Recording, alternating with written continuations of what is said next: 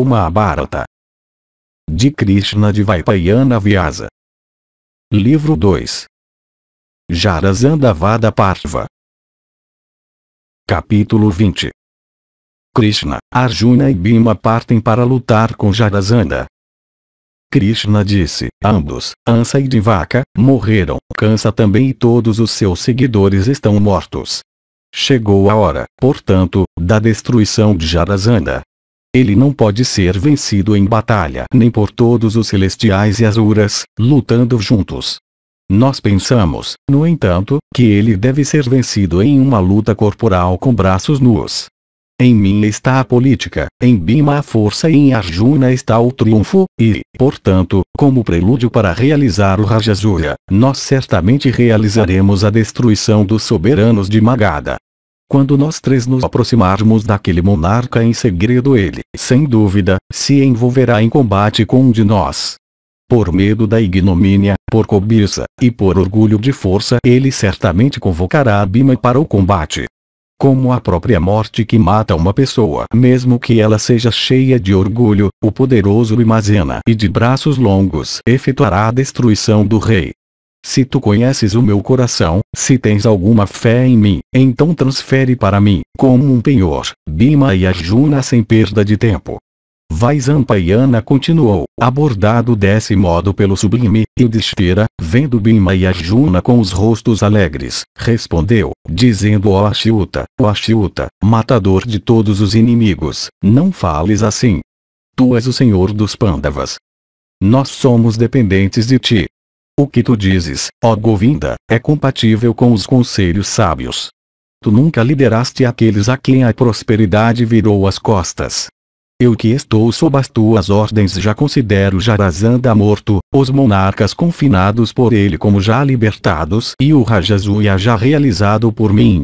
Ó Senhor do Universo, o melhor dos homens, age vigilantemente para que essa tarefa possa ser realizada. Sem vocês eu então não teria coragem para viver, como um homem triste e afligido pela doença, e privado dos três atributos de moralidade, prazer e riqueza. Partha não pode viver sem Sauri, Krishna, nem pode Sauri vive sem Partha. Nem há nada no mundo que não possa ser conquistado por esses dois, Krishna e Arjuna. Este belo Bhima também é o principal de todos os homens dotados de força.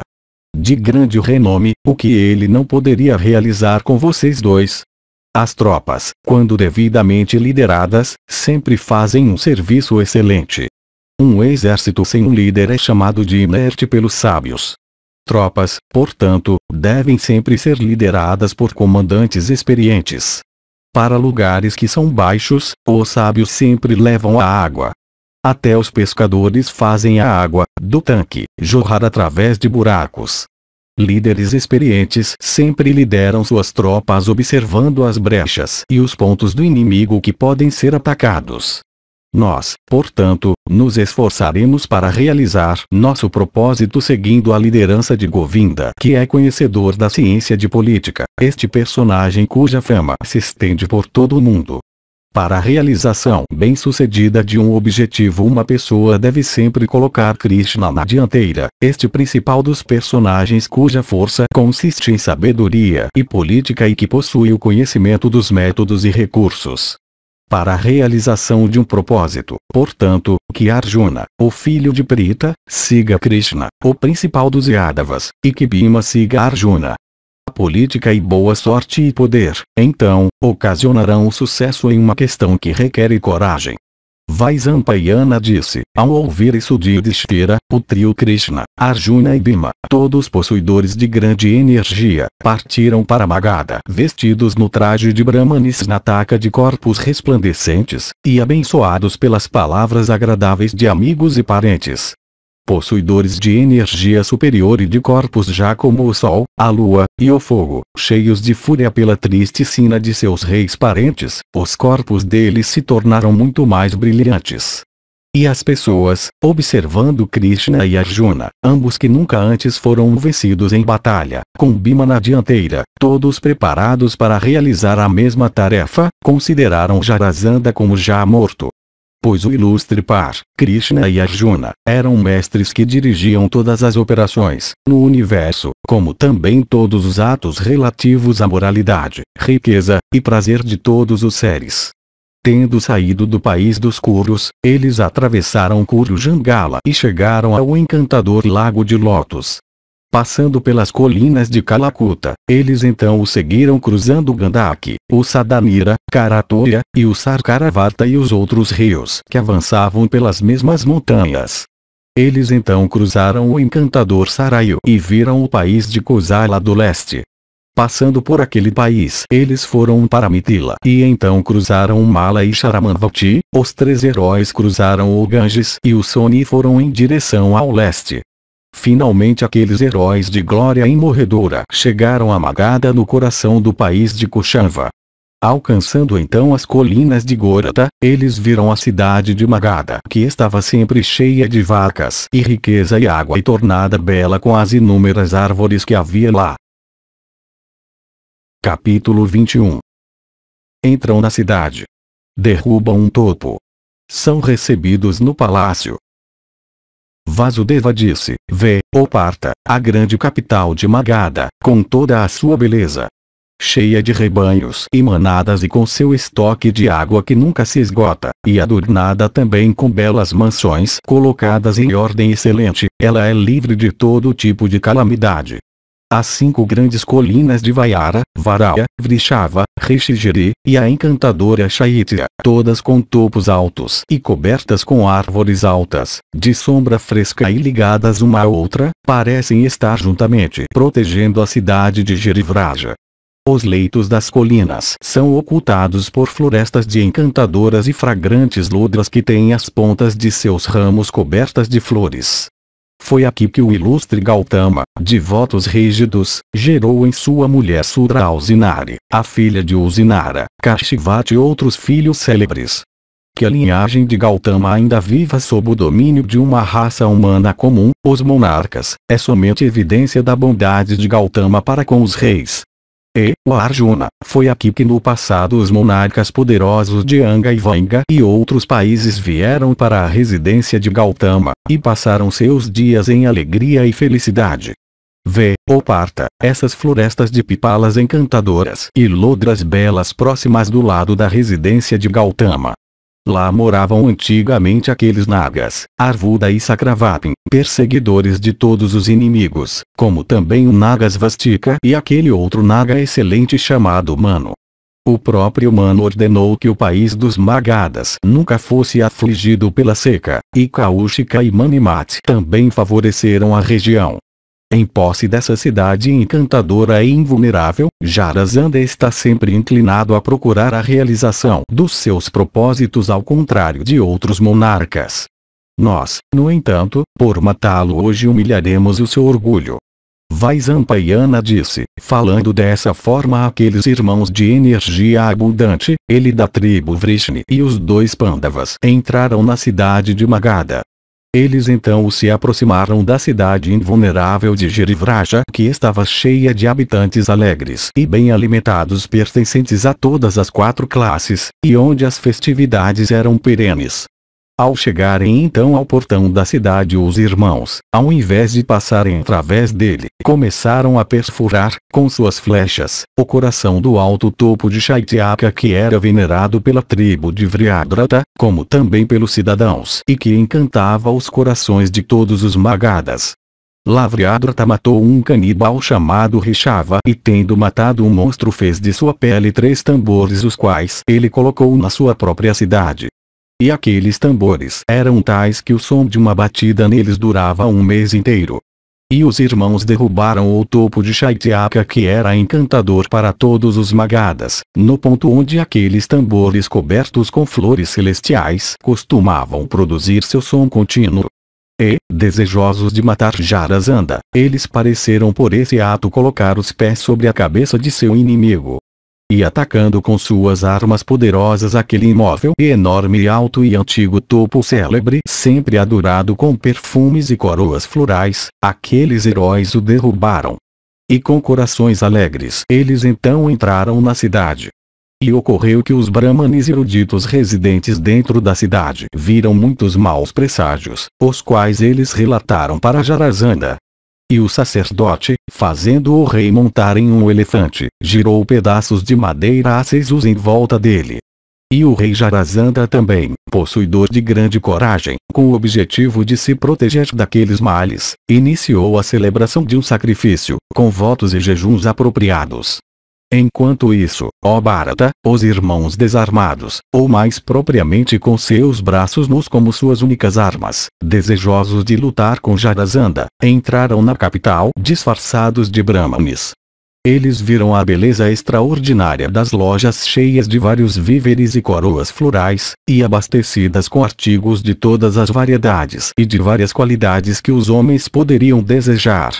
Aqueles melhores dos homens, Krishna, Bhima e Dhananjaya, observando naquelas lojas sua riqueza, passaram pela estrada pública.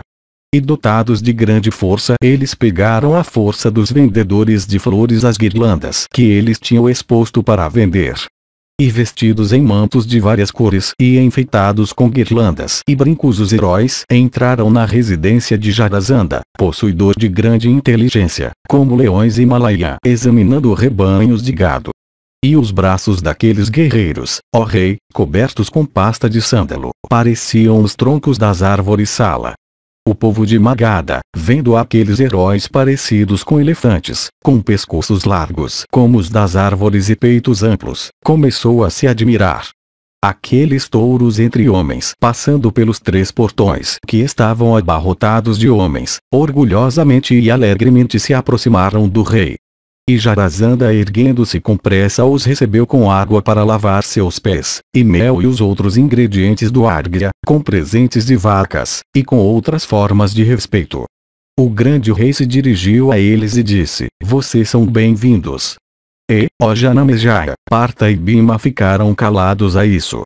E dirigindo-se ao monarca Krishna disse: ó rei dos reis, estes dois estão agora no cumprimento de um voto. Portanto eles não falarão. Eles permanecerão silenciosos até a meia-noite e, depois dessa hora, eles falarão contigo. O rei então, alojando seus convidados em aposentos sacrificais, foi para seus aposentos particulares. E quando chegou a meia-noite, o monarca foi ao lugar onde seus convidados vestidos como brahmanes estavam.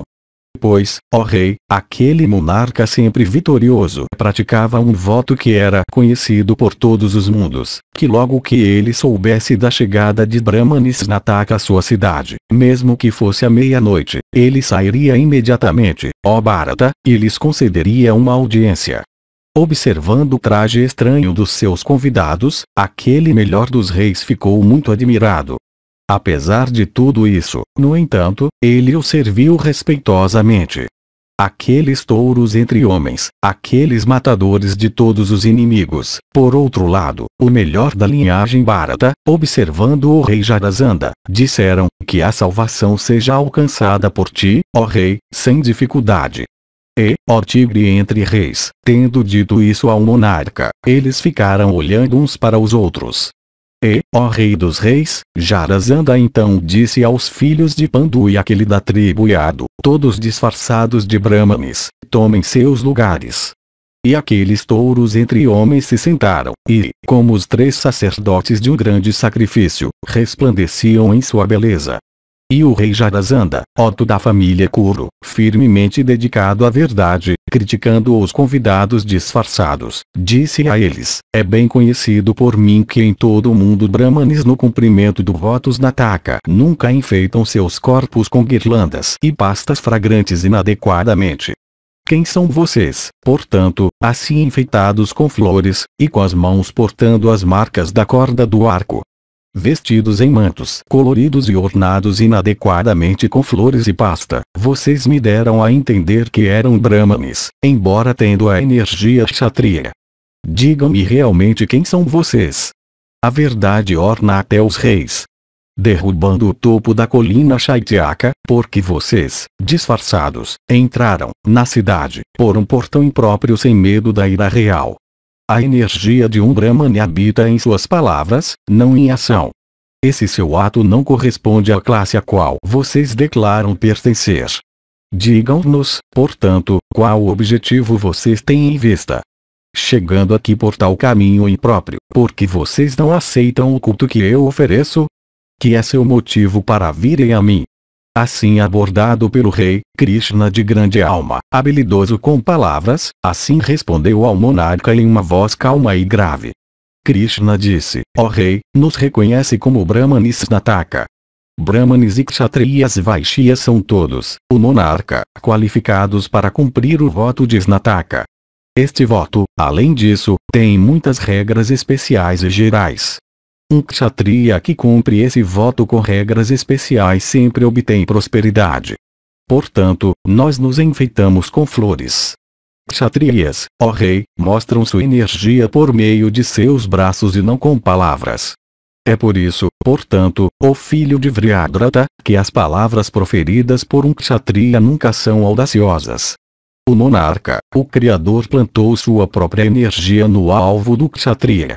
Se tu desejas ver isso, tu certamente o verás hoje. Estas são as regras da lei. Que na residência de um inimigo deve-se entrar por um portão errado e na residência de um amigo através do correto. E saibas, o monarca, que também é nosso voto eterno, que tendo entrado na residência do inimigo para a realização do nosso propósito, nós não aceitaremos o culto oferecido a nós. Capítulo 22. Encontro com Jarasandha. Resolvem lutar. Jarasandha disse, eu não me lembro de alguma vez ter agido injuriosamente para com vocês. Mesmo após um escrutínio mental cuidadoso eu fracasso em ver a ofensa que lhes fiz. Se eu nunca lhes fiz nenhuma injúria, porque, ó Brahmanes, vocês consideram a mim, que sou inocente, como seu inimigo? Ó, respondam-me verdadeiramente, pois essa, de fato, é a regra seguida pelos honestos. A mente é atormentada pelo dano ao prazer e à moralidade de alguém. O Kshatriya que prejudica fontes de prazer e moralidade de um homem inocente, mesmo que ele seja um grande guerreiro e bem versado em todas as regras de moralidade, obtém, sem qualquer dúvida, o destino, na vida após a morte, dos pecadores e decai em prosperidade. As práticas dos Kshatriyas são as melhores dentre aqueles que são honestos nos três mundos. De fato, aqueles que conhecem a moralidade elogiam as práticas Kshatriya. Aderido àquelas práticas da minha classe com a alma constante, eu nunca ofendo os que são dominados por mim. Ao trazerem esta acusação, portanto, contra mim, parece que vocês estão falando erroneamente.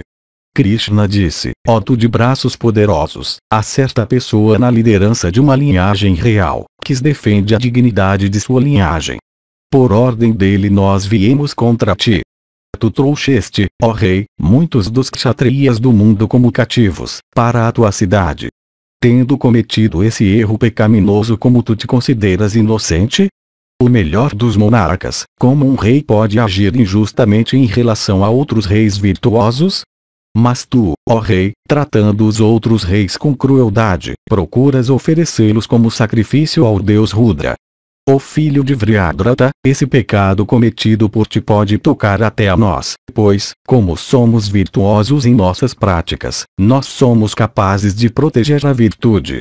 A morte de seres humanos como sacrifício aos deuses nunca é vista. Porque tu, portanto, procuras realizar um sacrifício ao deus Sankara por massacrar seres humanos. Tu estás te comportando com as pessoas pertencentes à tua própria classe como animais, adequados para sacrifício. Tu és tolo, pois quem mais, ó Jarasandha, é capaz de se comportar desse modo? Uma pessoa sempre obtém os frutos de quaisquer atos realizados sob quaisquer circunstâncias. Portanto, desejosos como nós somos de ajudar a todas as pessoas afligidas, nós viemos, para a prosperidade da nossa tribo, para cá para matar a ti, o assassino de nossos parentes. Tu pensas que não há nenhum homem entre os Kshatriyas, igual a ti. Esse, ó rei, é um grande erro de julgamento da tua parte. Que Kshatriya há, ó rei, que dotado de grandeza de alma e se lembrando da dignidade da sua própria ascendência, que não ascenderia para o céu eterno, que não tem seu igual em lugar nenhum, morrendo em luta aberta? Saibas, ó touro entre homens, que os kshatriyas se envolvem em batalha, como pessoas instaladas em sacrifícios, com o céu em vista, e conquistam todo o mundo. Estudo dos Vedas, grande fama, penitências ascéticas, e morte em batalha, são todas as ações que levam ao céu. O alcance do céu pelos 3 outros atos pode ser incerto, mas a morte em batalha tem isso como sua consequência certa. A morte em batalha é a causa certa de um trunfo como o de Indra.